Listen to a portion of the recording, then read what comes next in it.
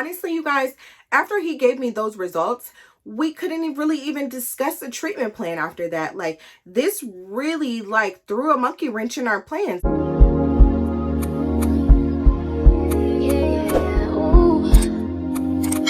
So for this video, I'm going to be coming to you all with yet another trying to conceive update. So I have posted a couple of trying to conceive videos so far on my channel as of lately, but I haven't really like shared with you guys where I am right now in that journey. Of course, don't forget to like, comment, and subscribe.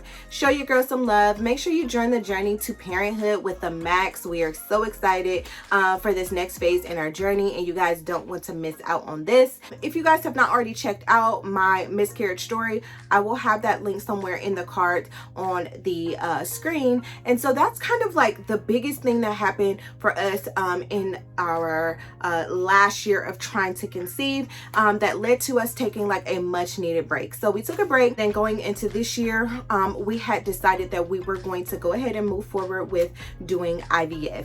I know that was pretty huge for us. We went through 6 failed IUI cycles, which I talked about that a little bit in that video, and then we just decided, let's move on, let's do IVF, let's kind of like recollect ourselves, and let's get this going. January, I set up an appointment for actually February to have that IVF consultation. During that consultation, they pretty much just went over like my history, what I've done so far, what my diet is looking like what type of testing they would like to do to kind of like further get some more information in as to why I've yet been able to conceive.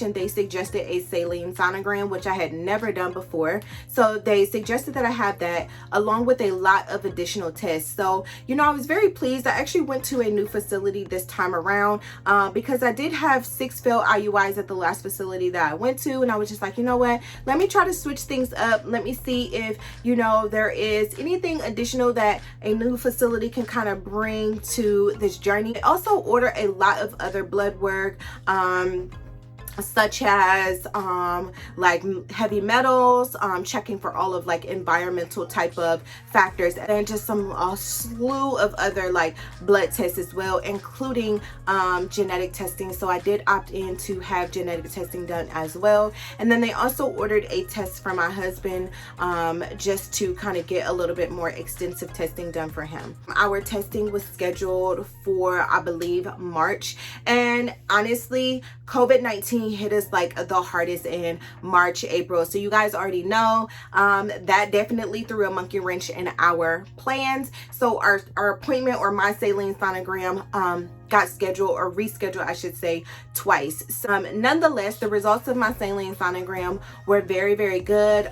He said really nothing functional going on. He said my uterus looks very good. You know, neither one of my tubes are blocked. So he said as far as a functional, there being some kind of functional issue, everything looks great. He also said my egg quality looked really good as well.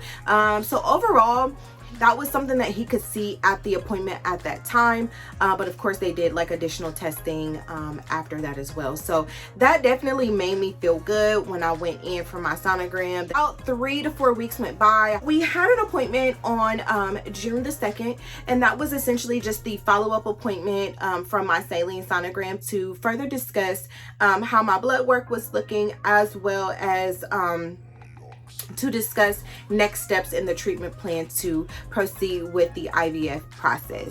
And he begins to go over like my blood work. And so the first thing he went over was like my glucose, my insulin levels, and all of that.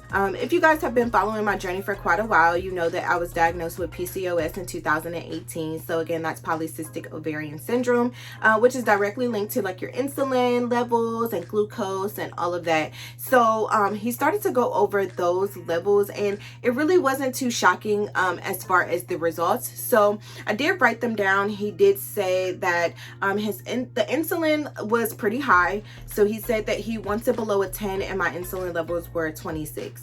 So I kind of already figured that that was the case. And honestly, while I have been quarantined, I was really not taking like the best care of my health. I really wasn't working out very much. I wasn't really paying attention to like the things that I had ate. So I really wasn't too surprised by the results. So as a result of that, he suggested going on metformin, which I had previously been on metformin before, but I stopped for quite a while just because metformin is metformin. Okay, so if anybody is familiar with metformin, you already know like that medication tears that stomach up. So I was just kind of like, okay, you know, well, back on metformin, but you know, it is what it is. So I just kind of already like mentally prepare myself for that.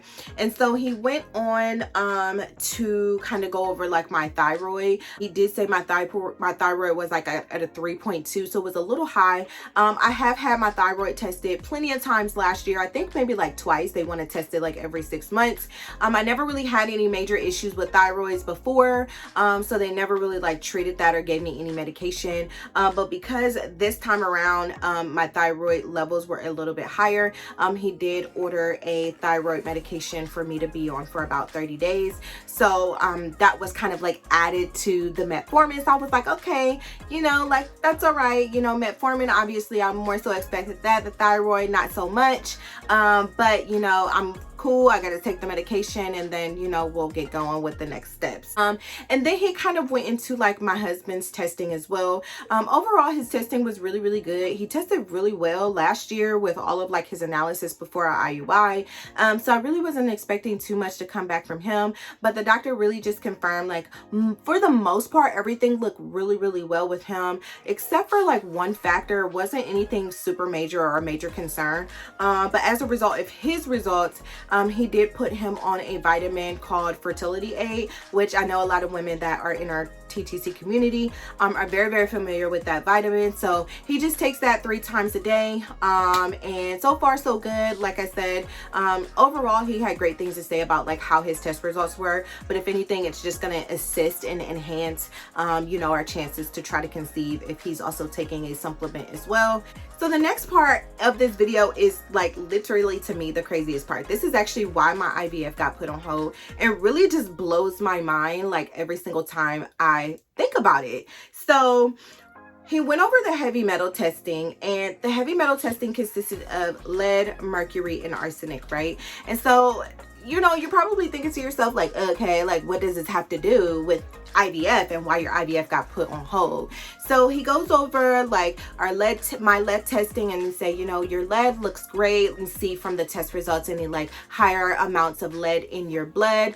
So that's really good. The same for mercury. You did have a little bit of mercury in your blood, but again, nothing abnormal. Obviously, you know, if I may eat seafood or something along those lines, that's obviously going to result in you having some mercury in your blood.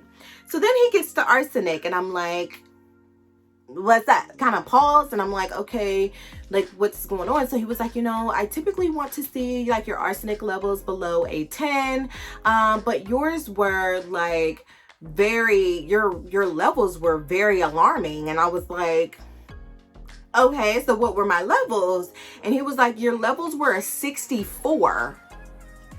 So I'm like, wait, what? Can definitely play a factor as to why you're not able to conceive. Like you have some type of like foreign type of heavy metal poisoning in your body right now. And if you are trying to create an environment to accept an embryo and a baby, like your body is just not willing to accept that. And in addition to that, you have, you know, a higher elevated amount of insulin.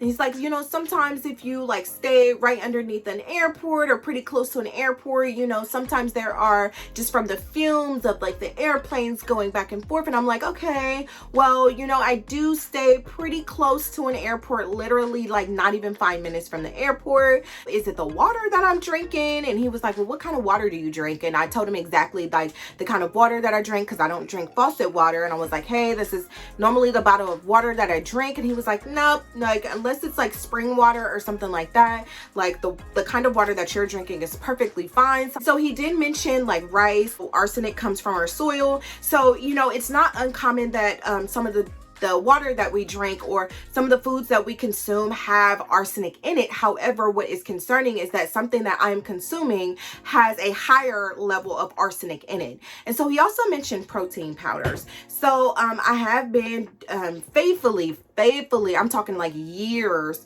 consuming a particular protein powder. So I won't mention the brand just because I don't want to like get on my channel and like bash this brand of protein, because it is a very popular protein powder. So we discussed that, and we did find that this particular company and the protein powder that I have been using has had a lot of reports of high levels of arsenic in the protein. And the kicker is, it is a plant-based protein. I have been using this protein faithfully. Do you hear me? Like in my smoothies, after my workouts. Like, I thought since it was plant-based that, you know, it was good. I mean, it definitely served its purpose. You know, it did what it was supposed to do as a protein powder. However, with the like overwhelming reports of arsenic from like different forums online and from their website directly, like it was very, very concerning. So he gave me those results.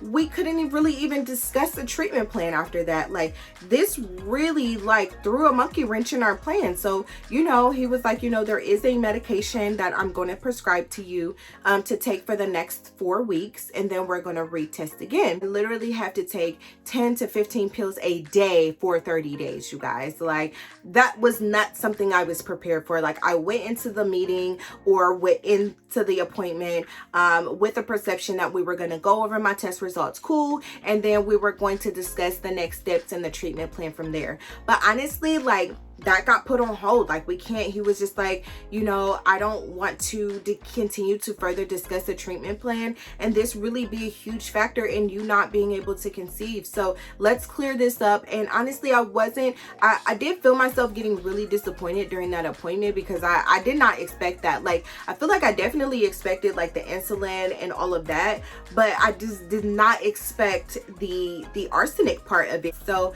I'm not upset anymore. I feel like, you know, had I not made the decision to really decide to go to a new facility and them really do like some new testing, new updated testing for me, I wouldn't have gotten these answers. And then think about this, more so for my health. What if I never got tested for that and I continued to consume this protein powder? I think about that. So I'm definitely blessed in that regard that, you know, like we made the decision to like switch facilities and really just get this additional testing done and get some answers. So of course, I'll have an update for you guys when I am retesting and where we are and how my levels have improved.